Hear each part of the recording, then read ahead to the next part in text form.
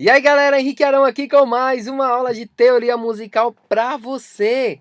Toda terça-feira eu tenho um vídeo novo, um conteúdo novo de aulas online, 100% online, 100% gratuita para você sobre teoria musical. Isso quer dizer que na próxima terça-feira, quando você acessar aqui, eu não sei se você está me assistindo pelo YouTube, pela minha fanpage, mas quando você acessar um desses dois canais, 8 horas da noite, terá um novo conteúdo para você toda terça-feira. E dando prosseguimento, continuidade nos conteúdos, hoje nós vamos falar de escala diatônica. Escala diatônica. Mas antes de entrar no conteúdo de escala diatônica, eu queria perguntar uma coisa para você.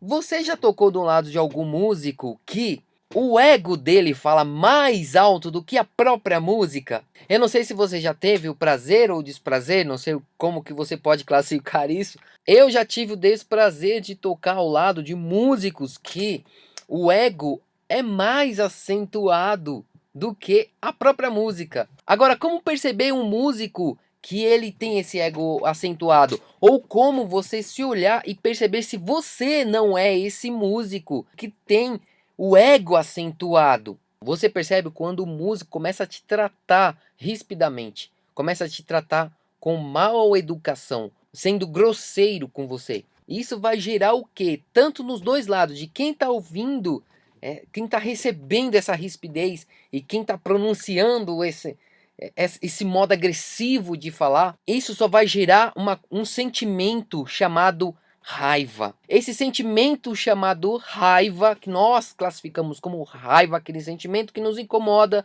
que colocamos a razão daquilo que estamos expondo, ou daquilo que a pessoa está falando, ela coloca a razão dela acima de qualquer coisa. E música, uma vez que é puro sentimento, depois que você pega toda a parte teórica, agrega no valor musical e coloca o seu sentimento naquilo, então a música passa a ser 100% sentimento. Uma vez ela sendo desse jeito e você colocado na sua cabeça algum princípio de raiva, a sua música vai transmitir isso. O seu público percebe, as pessoas percebem no seu instrumento, no seu tom de voz, na sua forma de fazer os seus gestos sonoros. Tudo vai ser muito percebido. Porque a raiva também é um sentimento. Como que nasce o sentimento? O sentimento nasce daquilo que nós pensamos e depois colocamos no coração. Depois pensamos mais sobre aquilo e e colocamos de novo no coração. Isso se torna um ciclo e vira um sentimento. E esse sentimento de raiva é tão destrutivo que ele fica nos convencendo que estamos certo, que aquilo é certo, que aquilo é o jeito certo de fazer as coisas. É daí que começa a surgir o ego. A partir do momento que você criou esse seu sentimento de raiva, aquele ser que está dentro de você chamado ego começa a aflorar. Porque existem duas pessoas, existe você, o seu eu verdadeiro, e existe o seu ego. O seu eu verdadeiro, ele estava presente quando você estava estudando a sua teoria, quando você estava estudando o seu instrumento, quando você estava na prática de conjunto, quando você estava nos ensaios. Ele estava presente. Ele estava saboreando cada etapa antes de concluir a música em si. E o seu ego estava só de longe olhando assim, só de longe. Eu imagino o ego, aquele menino mimado, sabe? Que fica só olhando as coisas acontecerem. De repente acontece alguma coisa e ele fala: olha, eu não acredito que você deixou fulano falar isso com você. Sabe aquelas briguinhas de adolescente na frente da escola? Quer dizer, no meu tempo, quando eu estudava, era assim, né? Hoje em dia, as briguinhas de frente de escola parecem um verdadeiro cenário de guerra. Mas eu não quero entrar nesse assunto. Então o ego é aquele menininho que fica... Oh, oh, e você fica ouvindo isso.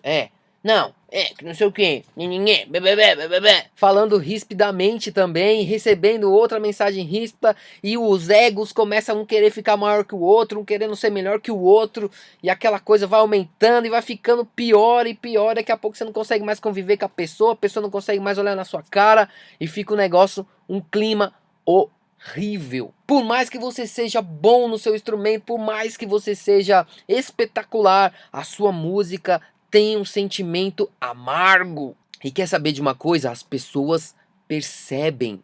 As pessoas sentem. Então cuidado, se você perceber que você está num tom agressivo, num tom de ataque, para defender uma ideia, algum conceito musical no qual você está aprendendo, e se você começa a ficar muito nervoso porque quer que a sua ideia seja aceita e a sua ideia é a melhor, tome muito cuidado. Não é o seu eu verdadeiro que está falando, é o seu ego.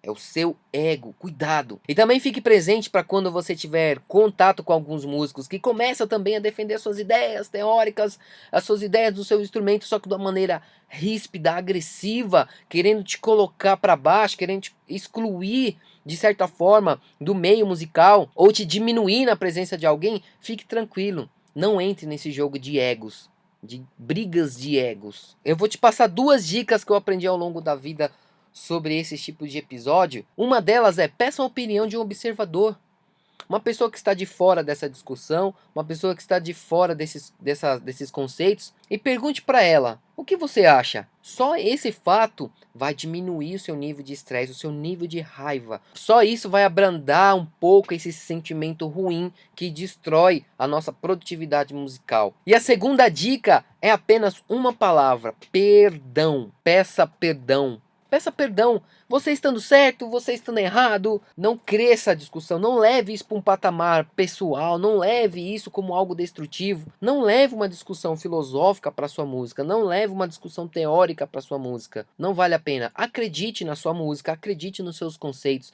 mas não entre no mérito de discutir, de querer que a pessoa também aceite 100% daquilo que você acredita. Se você está acreditando, já basta. Ninguém consegue mudar ninguém.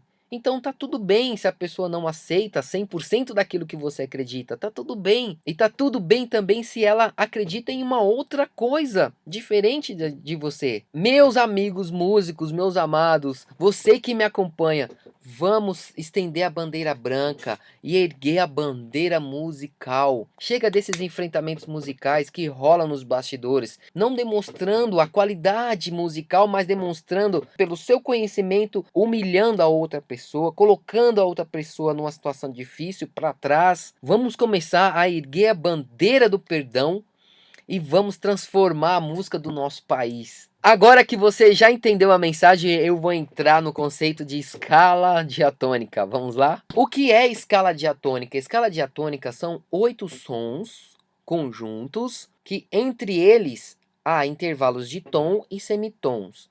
8 sons conjuntos, ou seja, um após o outro, 8 sons, e que entre eles os intervalos são de tons e também de semitons.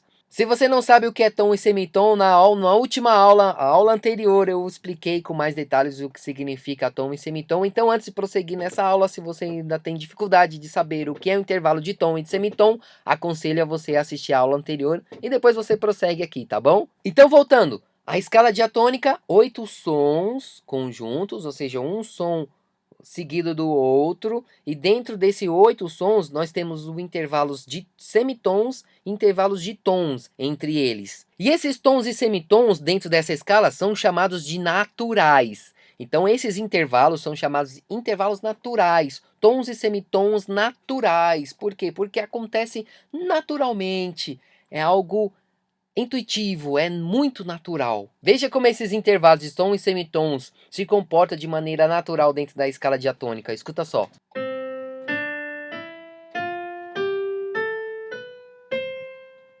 Muito natural, não é mesmo? Agora, cada notinha dessa escala que você acabou de ouvir, ela tem um nome específico.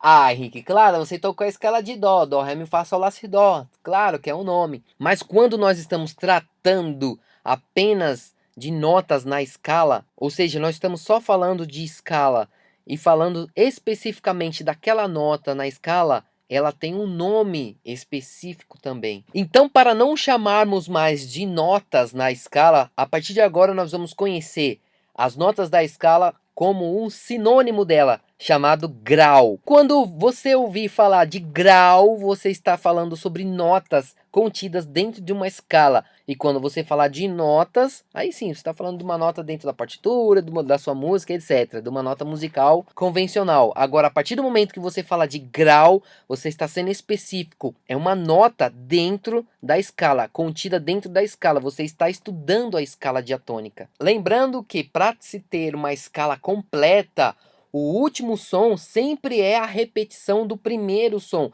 Lembra lá nas primeiras aulas que eu falei sobre alguma coisa dos conceitos de escala, bem no comecinho?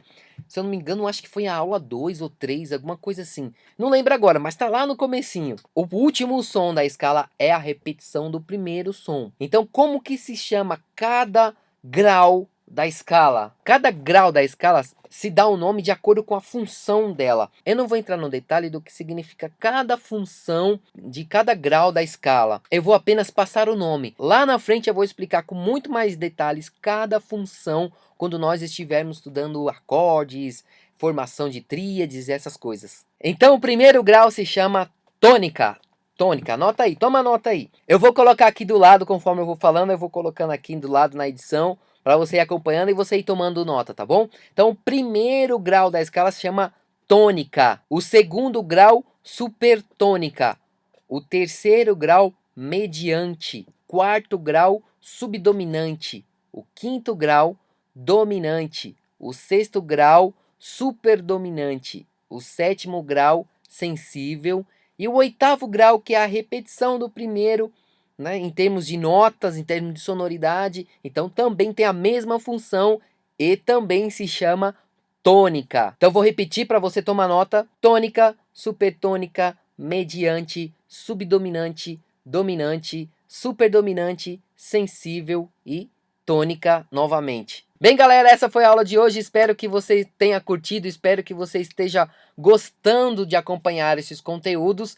Na próxima aula eu vou enfatizar mais sobre a escala diatônica. Eu vou ser mais específico no primeiro, no quarto e no quinto grau. Qualquer dúvida, qualquer comentário, qualquer sugestão, você já sabe que você pode estar aqui nos comentários colocando aqui embaixo. Se você gostou, deixa o seu like, compartilha esse vídeo com alguém que você acha realmente que precisa estudar esses pontos de teoria musical, ou que gosta de estudar teoria musical, ou que ama música, que está querendo aprender teoria, mas não sabe com quem. Você acabou de achar um canal que está te passando com muitos detalhes do zero, para quem não conhece nada de teoria musical, a um grau muito elevado no qual nós estamos caminhando para chegar. Gratidão por ter você aqui comigo, um grande abraço e lembre-se sempre com muita música!